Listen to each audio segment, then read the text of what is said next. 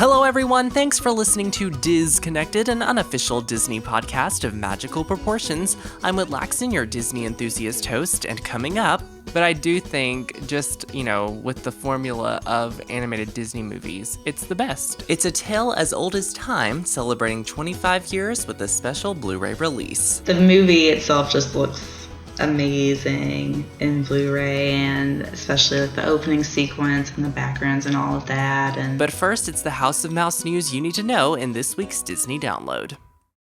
Hey guys, what's up? It's Whit, back for another episode of Diz Connected. It has been a minute. I took a little break, and back to join me after this break again is my friend and fellow Disney enthusiast, Katie Carter. Hey, Katie. Hey, Whit. How you doing? Pretty good. Yeah, so it has been, a month at least since we did an episode? Yeah. It's been a while. But school got started back for me. I know work picked up for you a little bit. And so, I was like, hey, Katie, what you doing? I'm not doing anything on this Saturday night of October 1st. So if you're not doing anything, we should just talk about some Disney stuff that's happened recently.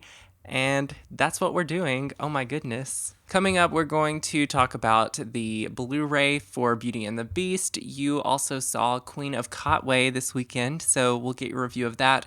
But first, we've got to get to those Disney download topics and get to the news, the Disney news in the Disney download. So let's do it. Yay. Okay, so time out. Before we get into Disney download topics, just want to say that Katie and I are actually in real life together at this moment recording this portion of the podcast. Hey, Katie. Hey. Yeah, we're not, doing the via Skype thing. How cool is that? It's pretty awesome. Yeah, so Katie's work brought her close to where I live, and so here we are. It's actually her birthday. Happy birthday. I mention it later in the podcast, but it's actually happening now.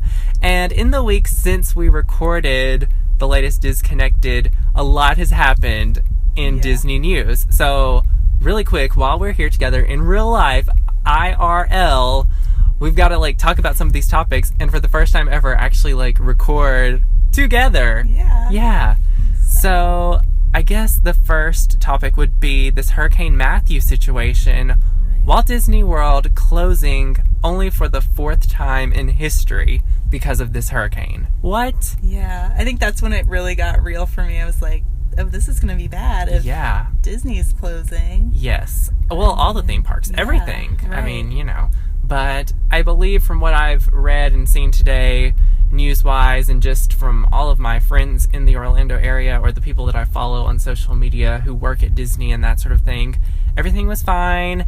They did, have some storms and that sort of thing, of course, but being Central Florida, they weren't impacted as bad, I guess, as the coast areas. Yeah, I think it's reopening tomorrow. It's actually, what's today? Today's your birthday, the 7th.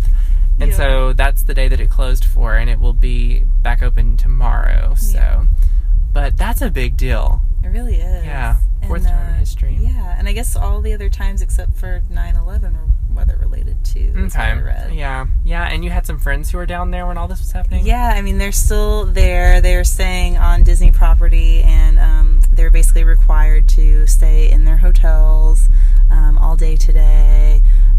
I heard from them that the cast members were doing a great job making sure everybody had, enough food, water, all that kind of thing. But, their flight got canceled, so they're going back to Magic Kingdom when they reopen tomorrow. So, of course.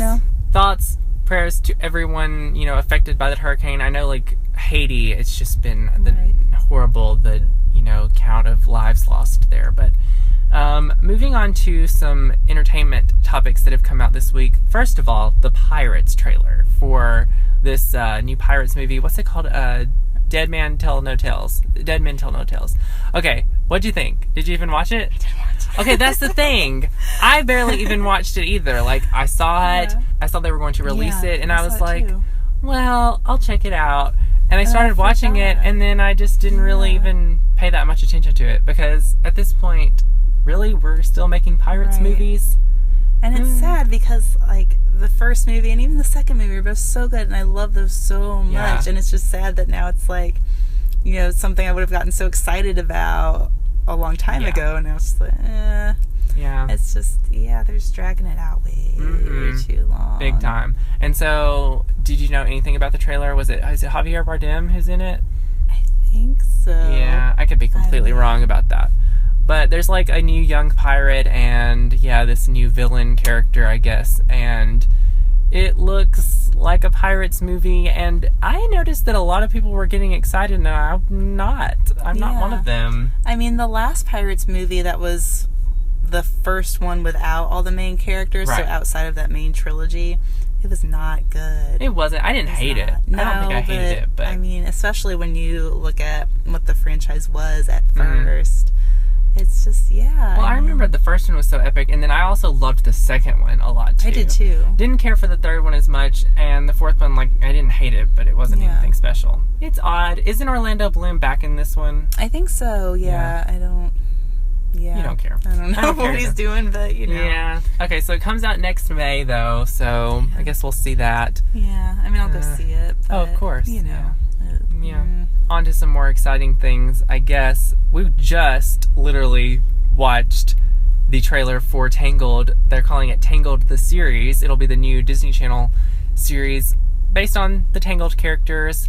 And we were both really excited about it. I loved it. Yeah, I loved it too. I love the part about her hair where they bring up the fact that her long blonde hair is back and she no longer has the, short brown hair that she ends the movie with. Yep. So that was kind of nice because I know we've talked about that before and wondering how they were going to address that. Oh, yeah. We have covered this story since the beginning on Disconnected, and the main concern with the concept art and stuff that they had released was that her hair was the long blonde hair, and that's wrong because it got chopped off at the end of the movie. This is supposed to take place between the end of the movie and Rapunzel getting married in Tangled Ever After.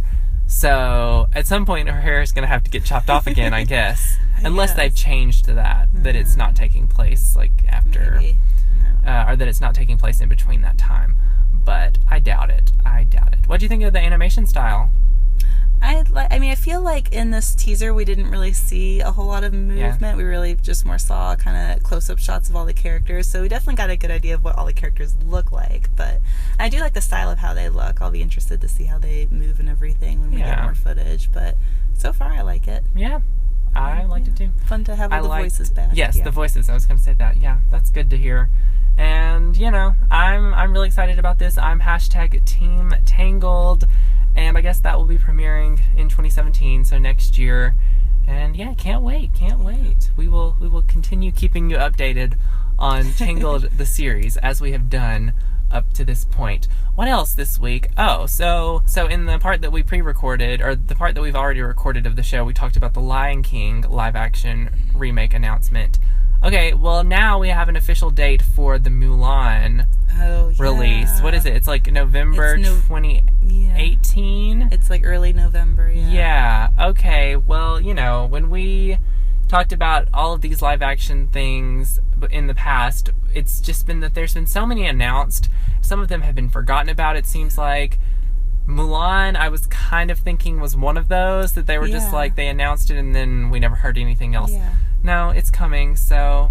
And, that's both of our favorites. Right. So, what do we think? Oh, I don't know. I don't know if how they're going to do it. Is it going to be more of a serious It's got to be dark. Movie? They're going to do it dark. I mean, they're not going to have all the music, I would think. Yeah, let's not go that route.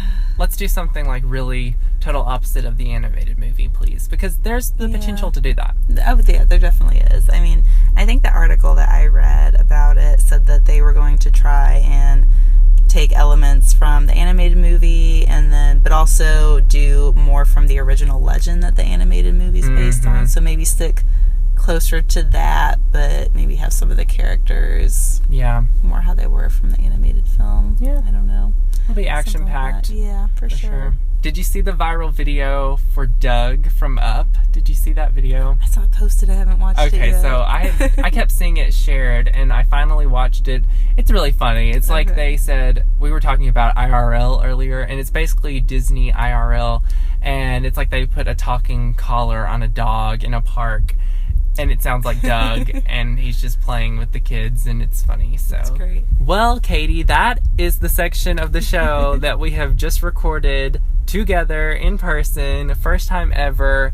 I guess now we will get back to our regularly scheduled programming with the rest of the podcast that we recorded earlier in the week. So, happy birthday, though. Oh, thanks. Yeah. Yeah. Sorry you can't be at Disney for it, but Yeah, it's okay. Fine. Yeah. Be stuck in a hotel anyway. Yeah. So, I'm going to wish you, I'm going to wish you a happy birthday again later in the podcast if I recall from what we recorded. So, but yeah. Okay. This was fun. We did it. Yay.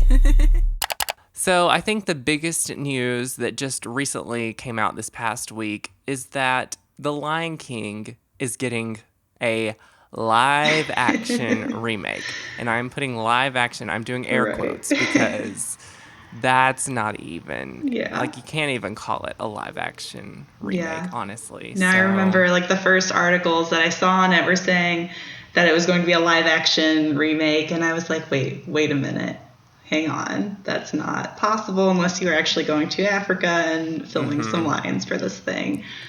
Right. But it's going to be more in the style of the new Jungle Book movie, so those really realistic animated characters. Jon Favreau, who directed The Jungle Book, and of course we know him from other movies like Iron Man, he is directing this. I feel good about that, at least, but I'm not really all that interested in seeing this happen, I don't think. Yeah. At first I was like, I guess this is okay, and then the more I thought about it, because I'm guessing that it's still going to be a musical, and that was one of the problems, really one of the only problems I had with the Jungle Book was the parts where they had the songs, and Lion King is definitely a full-blown musical. So I'm trying to picture these photorealistic animals bursting into song, and something about that is just really weird to me. Right. So, I mean, I'm sure Jon Favreau is going to do a good job, especially after watching some interviews and behind-the-scenes stuff with him doing the Jungle Book. He's definitely very passionate about these sorts of projects and working for Disney, but I don't know how this is going to work out. Yeah. It almost feels too soon. I mean, I know Beauty and the Beast is coming out in March, and that doesn't feel too soon for some reason, but The Lion King feels too soon for me. You know, Beauty and the Beast is going to be live action with humans. Right, I mean, maybe humans. I don't know, maybe that's why we're more accepting of it, whereas this is more just like, oh, it's another animated movie just done a bit differently. I don't know. I'm thinking of like casting already, and I mean, James Earl Jones is Mufasa.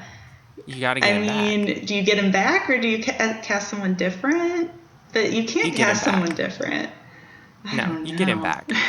I don't know what they're going to do. What if he doesn't want to do it? Well, that's the thing. Like, all of the cast is still around and available, I guess. I guess it would be different, yeah, because, you know, with live action, it's different. But with this, they'd just be doing voices again. So it's not like you can see, oh, they've aged a lot. They're too old to play this character now. Right. I don't know. This is weird. Yeah, it is weird. But if anyone comes back from the cast, it would need to be James Earl Jones for Mufasa for sure. So, also out this week in Disney movie news, Stitch Kingdom, I think it was, released some photos, they're official photos, but they weren't released officially from the Walt Disney Company. But we've got some pictures from Beauty and the Beast, the live action. We've got a shot of Emma Roberts and as Belle. Oh my goodness. We've got a shot of her in the library, and then we've got a shot of Belle and Beast dancing. And it got me really excited. How about you? Yeah, I love the photo of her in the library for sure. It was interesting to see the design of the Beast in the other photo. I wasn't crazy about that. I'm not sure how I feel about it yet. He's almost like too pretty. Like, I don't know. He doesn't look that terrifying to me. Yeah. But I also just thought about, I was like, oh man, I didn't even think about the Beast being completely animated like that, honestly. I don't know why I wasn't thinking that, but yeah, he is, or it looks that way. Yeah, he does look very glossy, I guess. Yeah. Still waiting for a more full trailer where we actually see the characters and everything. I mean, I'm definitely not like feeling the same way about Beast that I did with like Lumiere and Cogsworth when they released those pictures, but yeah. But Emma Roberts looks great. Yeah. And she's just that is Belle. Like, you just look at her and like, oh my goodness, that's Belle. So you can't really see too much of the dress, but yeah, March 17th of next year, I'll be ready. So, and right now I'm ready for some more, like you, I'm ready for some more trailers and more photos and that sort of thing. But yes, can't wait. Another Force Friday came around, or I guess this year they're calling it Rogue Friday. And I remember last year hearing about that, and I was like, oh, I need to go to Walmart. That sounds fun. And I didn't realize it was going to be such a big deal until I saw everything on social media. And I regretted not going last year, but I didn't go this year either. So, oh well. You did though, so tell me what you got. Tell me what you saw. It was interesting in that there wasn't a ton of merchandise that I saw anyway that was relating to Rogue One. There were a lot of new things for Force Awakens, which was interesting. And I know that the Rogue One things exist. I think it was just the stores that I went to and the town I was in, they didn't get all of that. But yeah, I went to Toys R Us at midnight. They were doing a fun little giveaway, so they were handing out posters and T-shirts. So that was fun. And then I went to Target the next day to see what they had, and they did have a lot more. There's some different action figures. There's a really cool remote control Millennium Falcon that you can fly. That's like huge. It's awesome. I ended up getting a Jyn Erso pop figure and the new Force band from Spiro that goes with the BB-8 that they released last year. So it lets you basically wear it on your wrist, and it lets you control BB-8 using the Force and waving your hand around, and it actually does other stuff too. It's kind of fun. It has like a holocron finder that it's kind of like Pokemon Go, but it's a fun little gadget. Yeah, were your dreams just coming true? Like They being able to were. hold out your hand and move BB-8 around. It's kind of amazing. It really is. Yeah. Katie's Snapchat story was it was exciting. Katie was living. I was. She was living for it.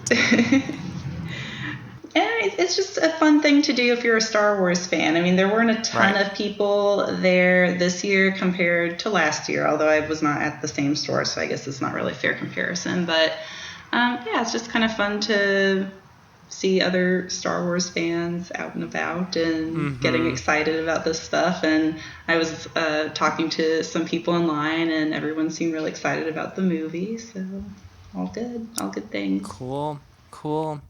Well, we will move on then to some Disney parks news.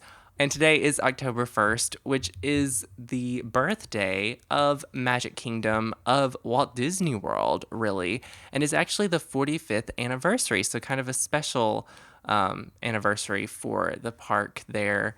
And yeah, I've seen pictures today. People had their little 45th anniversary buttons that they were giving out and that sort of thing. And yeah, happy birthday, Magic Kingdom. Yay, happy birthday. Good times. It's also, of course, Epcot's birthday.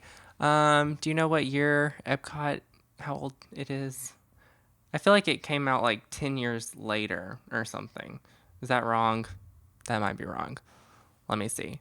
Epcot, is 34. Yeah. So 11 years later. Yeah, anyway. But yeah, happy birthday, Magic Kingdom. Anything fun to say about that? I don't know.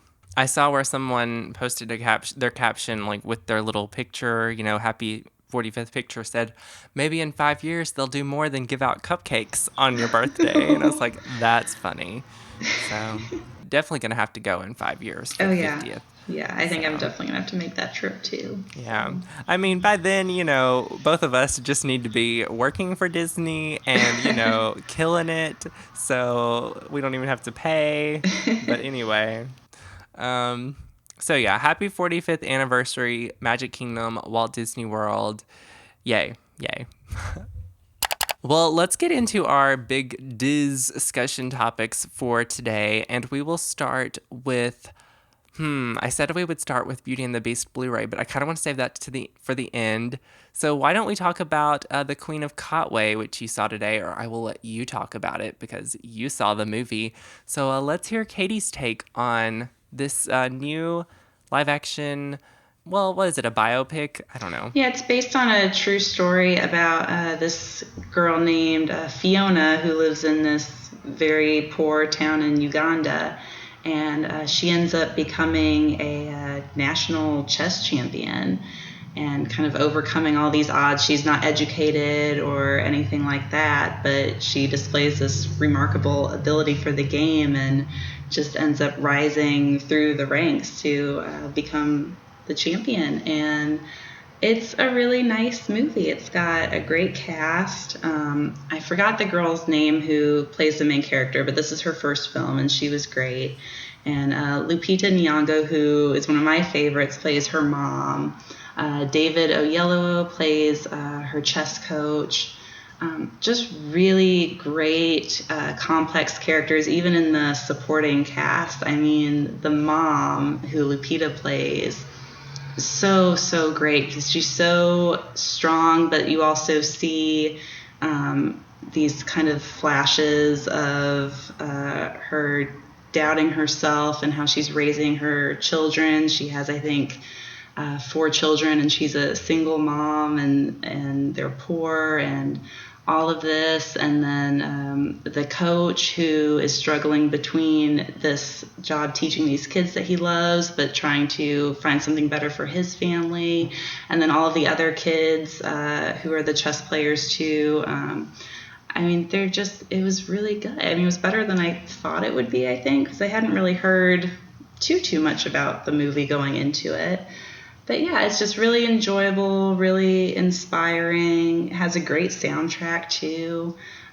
So I recommend it.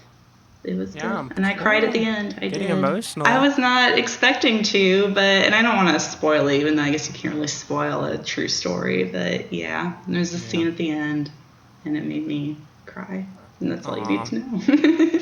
Okay. I know that some of my friends, I'm multimedia journalism major, and some of my friends who went to the NABJ, which conference in Washington D.C. this summer, which is the National Association of Black Journalists, they actually showed them the movie. They all really liked it, or from what I saw.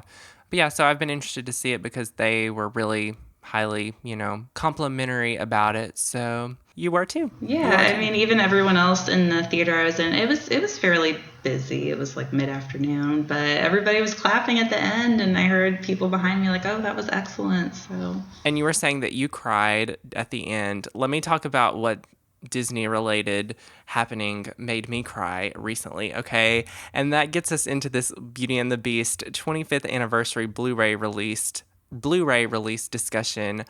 Okay, so this press event they had in New York, Angela Lansbury comes out. 90-year-old Angela Lansbury, the voice of Mrs. Potts, oh my goodness, sings Beauty and the Beast, which, she sang for the movie, Alan Menken on piano. I sent you a Snapchat. I had tears in my eyes. Yeah, I did too. I don't know what happened. I mean, I think she sounds like exactly the same pretty much. Yeah. And yeah, it's such an iconic Disney moment. Yeah. And I was trying to put myself in the shoes of the people who were there. I would not even be able to handle.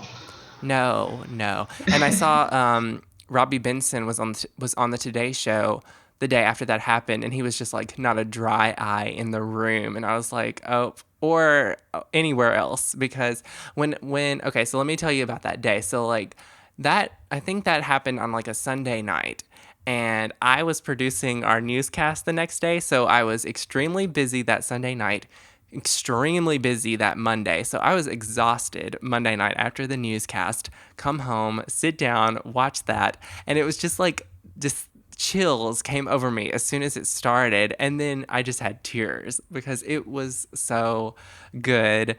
And she was just, she just sounded just like the movie recording. And she said some lines at the end that weren't the exact lines from the movie. Well, you know, but I'm not fine. mad about it. No. I'm not mad about it. She can say whatever she wants to say. She's a legend, so. Yeah, the lines were close enough. That was just amazing. It really was. This whole, like, 25th anniversary Blu-ray thing has been amazing for Beauty and the Beast, even though the 25th anniversary is not until November, and maybe we can talk about the movie a bit more and its impact around that time.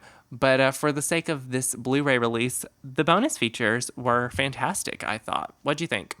I thought that they were so good. I mean, that little interview with Paige O'Hara, who, of course, voices Belle, was great. And it was great to hear from her and how much playing that part meant. And then I also really loved the round table they had with all the songwriters, with Alan Menken, and then they had Steven Schwartz, Lin-Manuel Miranda, and then Robert Lopez and Kristen Anderson Lopez. Mm-hmm. So, you know, all these people who have worked on so many Disney films, but also other Broadway musicals and all of that, right. And hearing their memories of Beauty and the Beast and all of that. I really, really like that segment. Yeah. Well, I'm just going to go down the list here of these bonus features, and we can just kind of touch on each of them, even though we just kind of talked about the main two. But Paige O'Hara, a memoir, fantastic, because I feel like she kind of gets pushed aside from the other princesses because they don't use her as much anymore for, like, the voice of Belle. Like, I know they use Jodie Benson, and they bring back, you know, some of the other original princess voices to do, like, stuff on Sophia the First, and they don't bring back Paige O'Hara, which is sad. But it was so great to see her honored with this segment. The fact that she's, like, an artist for Disney, what's it called? Is it Disney Fine Art? Is that Fine Arts, called? Yeah. And her paintings were, like, amazing. But yeah, I've seen a lot of her work prior to this, and yeah, she's great. So I think it's cool that she's able to channel her talents and her love for that into that medium too. To see her house, like, they did a tour in her house, that was amazing. And to see her, you know, just be so happy to have been a part of this project, it was great. It really was. The other one that you mentioned was Beauty and the Beast, a jam session with some of Disney's greatest songwriters. Kind of interesting that Lin-Manuel Miranda was in there, even though his movie has yet to come out. But anyway. Got to capitalize on that Hamilton popularity like everyone else is. You got to. They sang Be Our Guest at the end, and it was a little rough. It was a little rough, but they tried. You know, yeah. They tried. It's fine. They were enthusiastic. Yeah. And then there was also a bonus feature that highlighted cast recordings, which I really enjoyed because I don't remember seeing a lot of... I definitely know that I've seen, you know, Little Mermaid recordings and Lion King recordings, but I don't remember seeing so much from Beauty and the Beast ever. No, me neither. And then, I texted you about this one because it was 25 Reasons Beauty and the Beast is a tale as old as time. And this website that I'm looking at, it says hosted by Disney Channel talent. I think I texted you and I was like, who are these kids telling me 25 facts about Beauty and the Beast? Because I was like, get them off of here. Like, no.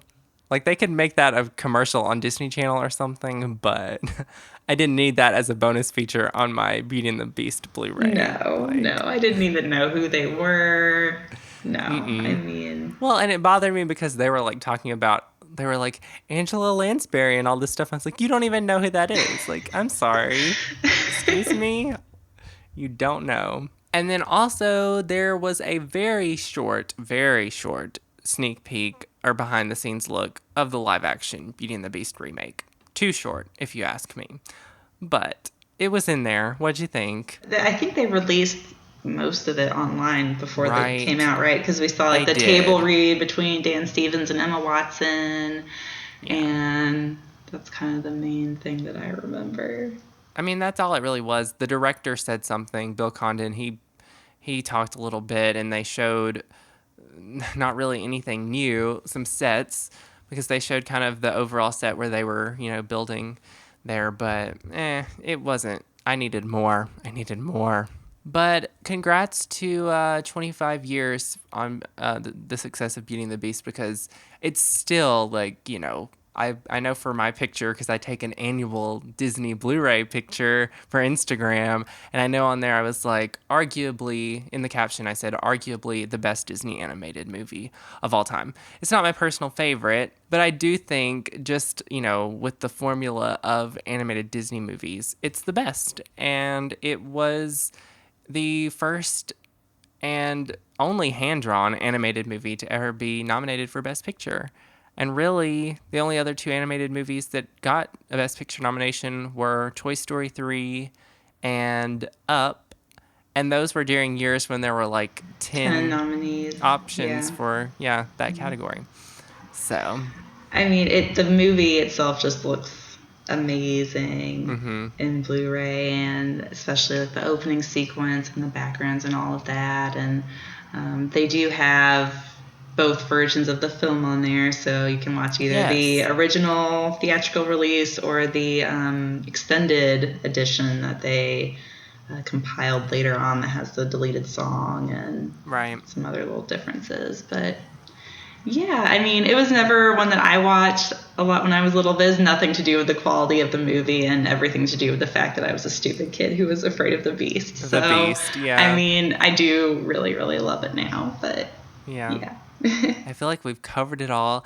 It had been a minute, but it feels like we just got right back into it. Like, I don't feel like we've taken any kind of break from this, honestly. I mean, there were definitely a few weeks where I was like, oh, I kind of miss having my little Skype meetings with Katie. So I know we usually end the show sometimes with a shout out segment, and Pluto had a birthday recently, so shout out to Pluto. Again, shout out to Magic Kingdom and Walt Disney World and Epcot for their birthdays today that we're recording this. And oh my goodness, shout out to Katie, who has a birthday this next week. Hey. And Thanks. You're gonna be in Tennessee, so we're gonna hang out for your birthday. That's going to be fun. It's going to be great. Get ready. It's going to be exciting. Yeah. You're going to be like in my neck of the woods for real. So. Yeah, it'll be fun. Yeah. Anyway. All right. Katie doesn't sound very excited about her birthday. I mean, I'm not. No, but it's fine. No, well, it's funny because, of course, Hilary Duff's birthday was this week, Disney Channel alum, and she posted a picture and she was like, I'm turning 29, and it was just like this weird face, and Katie said in the comments, she was like, this is how I feel about every birthday. So, it really is. Oh, well, too bad you can't be at Disney for your birthday. I'll survive. Well, thanks so much for listening to this episode of Diz Connected. Katie, thanks so much for joining me, as always. Thanks for having me back. Of course. And hopefully by the end of the month, we will do a Halloween Disney special episode. That will be fun. So stay tuned for that. For more Disconnected content in the meantime, be sure to check out @Disney_connected on Instagram. Be sure to follow mine and Katie's social media links in the description below. And until next time, have a magical day, and I'll see you real soon, folks.